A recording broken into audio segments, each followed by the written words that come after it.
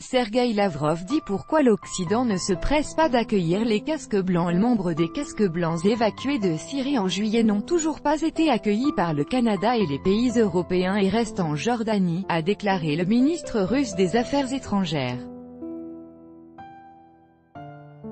Après l'évacuation de Syrie qui s'est déroulée en juillet, les casques blancs n'ont toujours pas quitté la Jordanie pour être transférés en Europe ou au Canada, a annoncé Sergueï Lavrov dans une interview à Euronews. 3 mois sont passés et ils sont toujours là.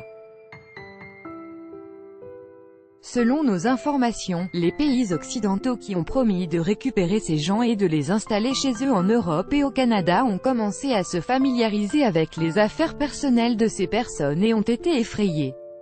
Leur passé donne à penser que les pays européens ont peur d'accueillir de pareils gens avec de tels instincts criminels, a souligné le ministre russe.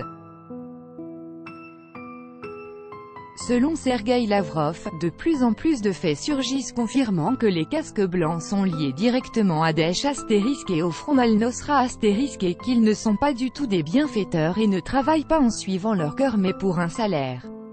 En juillet, le porte-parole du ministère israélien des Affaires étrangères Emmanuel Nachon a annoncé qu'Israël avait évacué de Syrie des activistes des casques blancs avec leurs familles à la demande des États-Unis, du Canada et des pays européens. Selon des médias, environ 800 personnes ont été transportées en Jordanie via Israël avant de devoir rejoindre différents pays occidentaux.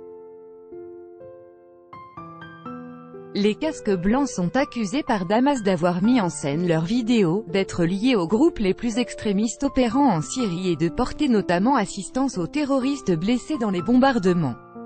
* Organisation terroriste interdite en Russie.